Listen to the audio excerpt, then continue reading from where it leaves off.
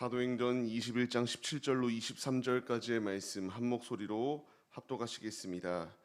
예루살렘에 이르니 형제들이 우리를 기꺼이 영접하거늘 그 이튿날 바울이 우리와 함께 야고보에게로 들어가니 장로들도 다 있더라.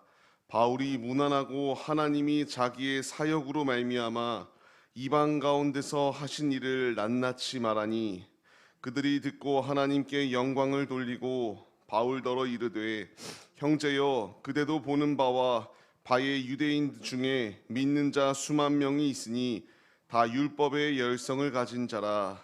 내가 이방에 있는 모든 유대인들을 가르치되 모세를 배반하고 아들들에게 할례를 행하지 말고 또 관습을 지키지 말라 한다 함을 그들이 들었도다. 그러면 어찌할꼬 그들이 필연 그대가 온 것을 들으리니 우리가 말하는 이대로 하라. 서원한 네 사람이 우리에게 있으니 그들을 데리고 함께 결례를 행하고 그들을 위하여 비용을 내어 머리를 깎게 하라. 그러면 모든 사람이 그대에 대하여 들은 것이 사실이 아니고 그대도 율법을 지켜 행하는 줄로 알 것이라. 주를 믿는 이방인에게는 우리가 우상의 제물과 피와 목매어 죽인 것과 음행을 피할 것을 결의하고 편지하였느니라 하니 바울이 이 사람들을 데리고 이튿날 그들과 함께 결례를 행하고 성전에 들어가서 각 사람을 위하여 제사 드릴 때까지 결례 기간이 만기된 것을 신고하니라. 아멘. 할렐루야. 오늘도 예배의 자리 가운데 모이신 성도님들 주님의 이름으로 환영하고 축복합니다. 오늘 같이 나눌 말씀의 제목은 본질을 잊지 맙시다라는 말씀의 제목 가운데서 은혜를 나누려고 합니다. 주님의 자녀들에게 있어서 거듭 말씀드리는 것처럼 절대 잊지 말아야 될 것이 있다면 본질을 잃어버리지 아니하는 삶을 살아가는 그 믿음의 모습이 우리에게 있어야 됩니다. 오늘 말씀을 보게 되면은 바울 참으로 대단한 삶을 살았던 것을 보게 됩니다. 죽음 가운데서도 죽음을 뛰어넘고 주님을 위하여 삶을 살아갔던 그 열정 있는 모습을 우리는 발견할 수 있게 됩니다.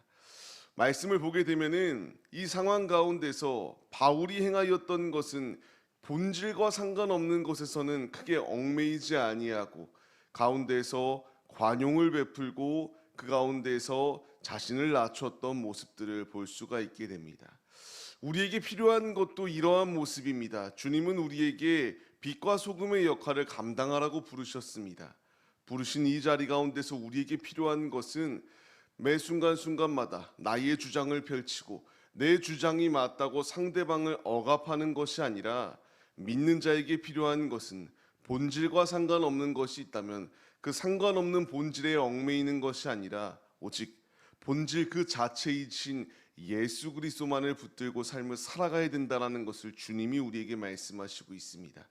말씀을 보게 되면 이제 예루살렘에 들어갑니다. 머나먼 여정을 펼쳐서 도착한 예루살렘 가운데서 바울이 행하였던 것은 이제 그 만난 장로들과 야고보 앞에 서서 자신의 그동안의 모든 사역에 대한 보고를 시작하게 됩니다. 그 가운데서 그가 행동하였던 것은 자신이 행하였다라고 말하지 않습니다. 하나님이 행하신 일에 대하여 보고하며 하나님께 영광을 올려드렸던 것이 그의 모습이었습니다. 보고하는 자나 듣는 자나 모든 이들이 함께 행동하였던 것은 하나님께 영광을 올려드렸습니다. 바로 우리에게 필요한 자세입니다. 삶을 살아가다 보면은 그리스도인들조차도 이 사실을 우리가 망각하고 살 때가 너무나 많습니다.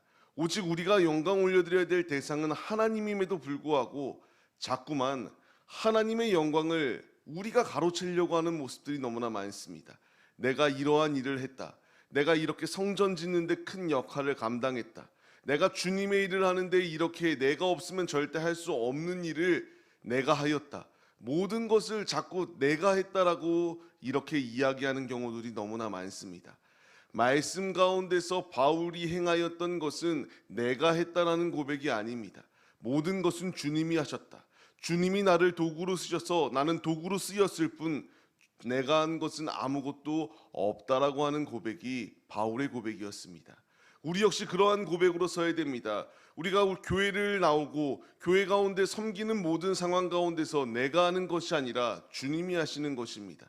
주님이 나를 쓰시겠다라고 말씀하시고 주님이 나에게 이와 같이 은혜를 더하셔서 힘을 더하여서 쓰시는 이 상황 가운데서 교만이 나를 높이는 것이 아니라 나를 낮추고 주님을 높이는 믿음의 모습이 우리에게 있어야 됩니다. 내가 나를 높이려고 하면 필연적으로 쓰러질 수밖에 없습니다. 그러나 나를 낮추고 주님을 높일 때에 주님이 우리를 높여주신다라는 것을 분명히 말씀하십니다. 잠언서의 말씀을 보게 되면은 겸손과 여호와를 경외하는 것 그 자체가 재물과 영광과 생명이다라고 분명히 우리에게 말씀하십니다. 우리에게 필요한 것은 나를 높이려고 내가 하지 않아도 주님을 높이기만 하면은 주님이 낮춘 나를 높여주시고 나의 삶 가운데서 일하신다라는 것을 분명하게 말씀해 주시고 있습니다. 야고보서 4장 10절 말씀을 통하여서도 주님이 우리에게 명령하시는 것은 주님 앞에서 우리를 낮출 것을 명령하십니다. 나를 낮출 때에 나를 높일 것은 내가 나를 높이지 않아도 주님이 자연스럽게 우리를 높인다라는 것을 분명히 말씀하십니다. 오늘의 삶을 시작하는 성도님들, 우리들에게 필요한 자세는 매 순간순간마다 나를 높이려고 하는 것이 아니라 하나님의 영광을 찬양 올려드리는 믿음의 모습으로 서시기를 바랍니다. 주님을 높여드리며 주님을 경배할 때에 주님이 우리를 높여주신다는 사실을 잊지 마시고 우리의 머릿속에 각인되고 마음속에 각인되어야 될 그것은 오직 매 순간순간마다 주님을 높여드리며 찬양 올려드리는 것이라는 사실을 기억하시며 주님만을 높여드리기에 힘쓰는 우리 모두의 모습이 되시기를 소망합니다. 이러한 상황 가운데서 이제 문제가 터지게 됩니다. 어떠한 문제였는가? 바울이 율법의 모든 것을 폐하러 왔다라고 하는 주장들이 나오게 됩니다. 유대인들 가운데서도 개종하던 자들이 있습니다. 그들 마음 가운데는 율법이라는 것이 이미 적셔져 있었습니다. 그때에 그 이방 교회에 이와 같이 바울이 복음을 전도할 때에 결코 하지 말아야 될 행동들을 했다라고 오해하기 시작하였습니다. 예수님께서도 이 땅 가운데 오셔서 공생의 사역을 하실 때에 그 복음이 전하는 것을 끊임없이 방해하던 이들이 있습니다. 그때 예수님의 대답은 무엇이었는가? 나는 율법을 폐하러 온 것이 아니라 완전하게 하려 오셨다라고 말씀하셨습니다. 이 말씀과 같이 바울 역시 주님의 길을 걸어가는 데에 율법을 결코 폐하려고 하였던 것이 아니었습니다. 이렇게 불평과 오해하는 이들 가운데에 이제 이 장로들이 불편해진 마음 가운데에 한탄하기 시작합니다. 어떻게 해야 될 것인가? 바울, 너는 다른 의견을 펼치려고 하지 말고 우리가 말하는 것을 들어라. 서원한 네 사람이 있다. 이 서원한 네 사람이 있는데 그 비용을 너가 내라. 너가 내고 나는 율법을 결코 반대하는 자가 아니라 이와 같이 서원한 자들의 율법 가운데서 서원 기간 동안 행해야 될 모든 것을 행하는 자라는 것을 그들에게 보여줌으로 이 모든 사건을 무마시켜라. 다른 말 하지 말고 이대로 순종하라고 이렇게 말합니다. 이 비용이 결코 저렴한 비용이 아니었습니다. 나시린이 서원을 하려면은 여기 나오는 그 글귀들처럼 순양 2마리를 드려야 됐고 암양 1마리를 드려야 됐으며 소제물과 번제물을 드려야 됐습니다. 우리가 생각해야 될 것은요. 바울은 지금 선교사로 선교를 나갔다가 복귀한 상황입니다. 이러한 상황 가운데서 선교사에게 어떠한 물질이 그렇게 많았기 때문에 이 4명에 비한 비용을 다 내라고 하는 것이겠습니까?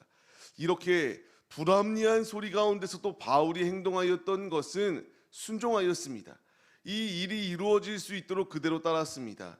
만약 바울이 이 말을 따르지 않았다면은 이방 교회와 이 예루살렘 교회 간에 서로의 그 분쟁은 식어질 수가 없는 상황이었습니다. 바울은 본질적인 것을 이루기 위하여 비본질 그 자체적인 바로 의미 없는 것 가운데에 자신의 힘을 빼는 것이 아니라 그들의 의견을 존중하고 따르는 모습을 보여주게 됩니다. 이 말씀이 우리에게 주는 교훈은 본질적인 것과 비본질적인 것이 있습니다. 우리의 본질은 예수 그리스도입니다. 복음과 관련 없는 것이 있다면 우리는 내 주장만을 앞세우기보다 바울이 유연한 모습 가운데서 그들이 공격해 올 때에 그들의 의견에 겸손히 맞춰 주었던 것처럼 우리의 살아가는 삶의 자리 가운데서 복음과 말씀과 상관없는 것이 있다면 그것 가운데서 열을 내고 혈기 부리는 것이 아니라 우리를 낮추고 그들의 의견 가운데서 그들의 마음 또한 수용해 주는 그 믿음의 모습이 우리에게 있어야 됨을 말씀해 주십니다. 오늘의 살아가는 우리의 삶의 자리 가운데서 필요한 자세입니다. 내가 나를 높이지 않아도 앞서 말씀드렸던 것처럼 주님이 우리의 모습을 기억하시고 우리를 살 수 있는 자리 가운데에 높여 주십니다. 오늘의 살아가는 우리의 모습 가운데서 바울이 이 모든 공격 가운데서도 유연하게 예수 그리스도의 복음 그 진리와 상관없는 것 가운데서는 크게 관심을 보이지 아니하고 그들의 모습 가운데서 그들의 의견을 따라 주었던 것처럼 우리의 살아가는 삶의 자리 가운데서 복음과 관련이 없는 것이라면 그들의 의견 가운데 귀를 기울여 주고 그들의 마음을 헤아리는 예수 그리스도의 마음으로 그들을 섬길 수 있는 모습이 우리 안에 가득하시기를 소망합니다. 말씀을 맺겠습니다. 우리는 본질을 따르는 자들입니다. 본질을 따르는 자들은 하나님만을 영광 올려드려야 되며 본질과 관련 없는 것 가운데 크게 연연하는 것이 아니라 오직 본질 그 자체만을 붙잡고 전진해야 됩니다. 우리가 이 말씀을 마음에 새기시고 오늘의 살아가는 삶의 자리 가운데서 우리에게 오직 본질 그 자체이신 예수 그리스도만을 의지하며 삶의 자리 가운데서 삶의 예배자가 되어 주님의 영광을 나타내고 주님의 살아계심을 증거하는 참 그리스도인들의 모습이 우리 모두의 모습이 되시기를 주님의 이름으로 간절히 축원합니다.